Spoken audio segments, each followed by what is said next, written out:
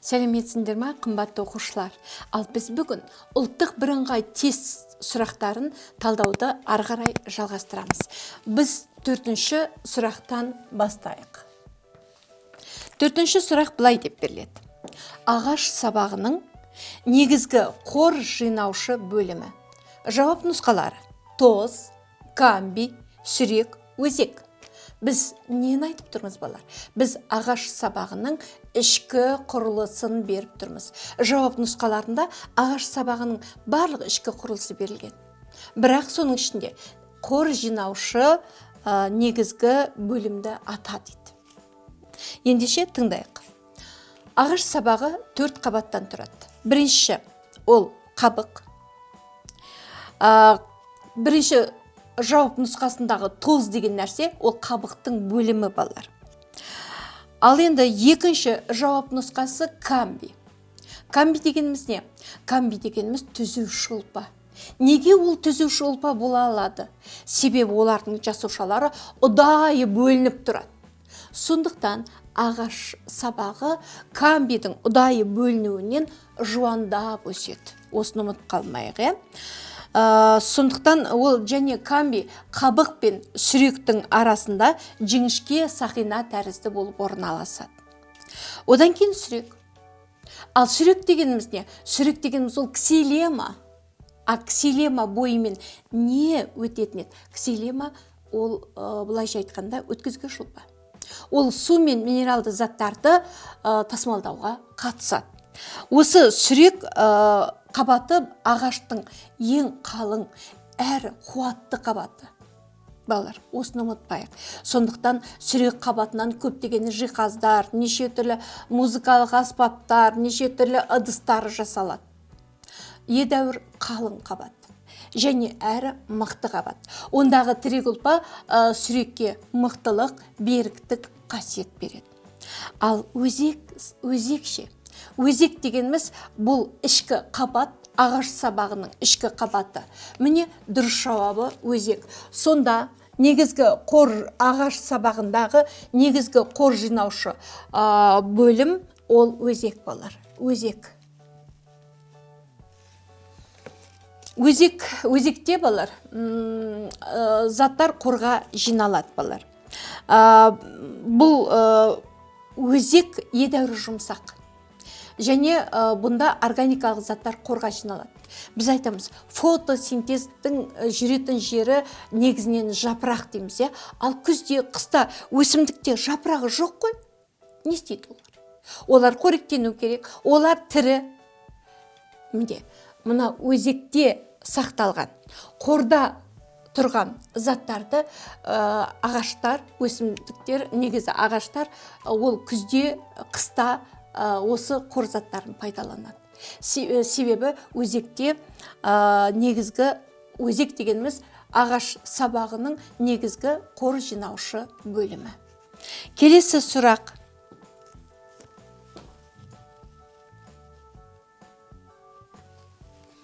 Бактерия жасушаларының қозғалыс мүшесі дейді.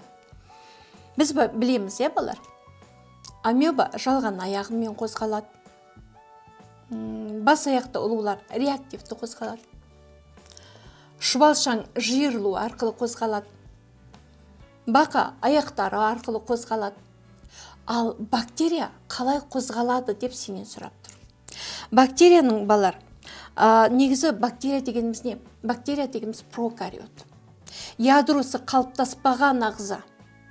Бұларда болмайтын органоидтар, олар Гольджи жиынтығы, эндоплазмалық тор, одан кейін митохондрия, бұлар болмайды. Митохондрияның қызметін бактерияда мезосома атқарады. Енді осы бактерия қалай қозғалады? Бактерияның негізгі қозғалыс мүшесі, балар, талшықтар. Сонда талшықтар жүзіп, сырғып жүретін бактерияларға тән қозғалыс мүшелері болып табылады. Сондағы 5-ші сұрақтың жауабы талшықтар.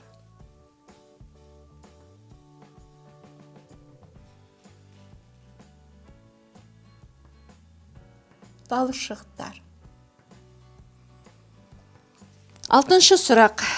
Сиырдың сүті еті арқылы жұғатын ауру. Жауап нұсқалары: түйнеме, ботулизм, бруцеллез, сүзек.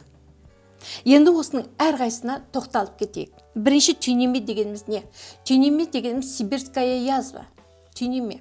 Оның қоздырғышысы бұл негізі ауру, жануардан жұғатын ауру. Түйнеме дегеніміз сибирская язва. Сонда жануардан жұғады. Екінші жауап нұсқасы ботулизм. Ботулизм дегеніміз не? Бұл тамақтан уланудың ауыр түрі. Оның қоздырғышы топырақта тіршілік ететін анаэробты бактериялар.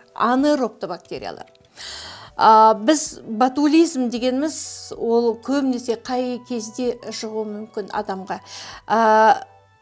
Ашып кеткен, көтеріліп кеткен консервілер, қалбырлар болады ғой, балар. Көкөністі консервілейді ғой, қалбырға салып, оны дайындайды. Сол кезде егерде консерві көтеріліп кететін болса, ол консервіні жеуге, ол консервінің ішіндегі көкөністі мүлдем жеуге болмайды. Себебі ол жерде ботулизмді тудыратын бағанағы анаэробты бактериялар болады. Сөйтеді де адам тамақтан уланады. Сонда тамақтан уланудың ауыр түрін ботулизм деп атайды. Келесі, сүзек, балар. Сүзек бұл да жұқпалы ауру. Іш сүзегі бұл асқазан, ішек аурулары болып табылады.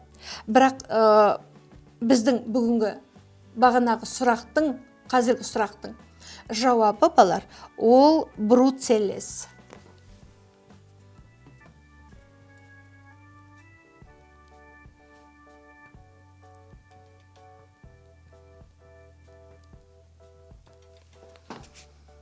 Бруцеллез дегеніміз не? Бұл ауру. Бұл сиырдың сүті, еті арқылы жұғатын ауру. Бруцеллез қалай жұғады? Оны жұқтырып алмас үшін біз стерилденген, пастерленген сүтті ішуіміз керек. Егерде қайнамаған сүт болса, әрине бруцеллез жұғады. Егерде етті дұрыс қайнатпасақ, етті дұрыс қуырмасақ, әрине бруцеллез жұғады. Сонда сиырдың еті, сүті арқылы берілетін ауруды бруцеллез деп атаймыз. Ал енді, балар, жетінші сұрағымыз не? Жетінші сұрағымыз былай дейді. Жетінші сұрақ деп қояйық мына жерге. Тек өсімдіктер мен саңырауқұлақтарға тән органоидтар.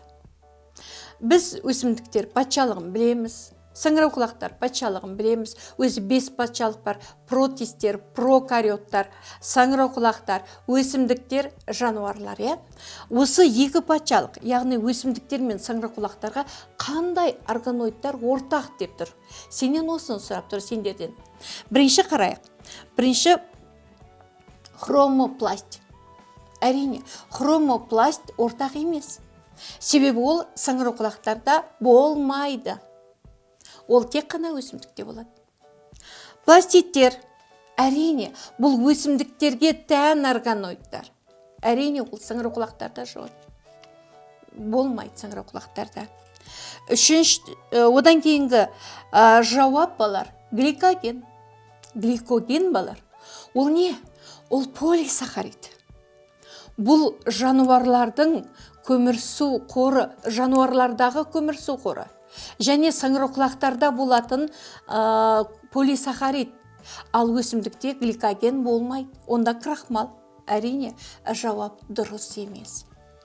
Одан соң хитин. Ал хитин де полисахарид. Хитин ол өсімдікте болмайды. Ол жануарлардың негізгі құрылым қызметін атқаратын полисахарид. Буын аяқтардың сыртқы қабаты. Ал саңырауқұлақтарда ол бар. Әлі ортақ органоидты мен айтқан жоқпын, ал дұрысы, балар, нағыз вакуоль. Нағыз вакуоль.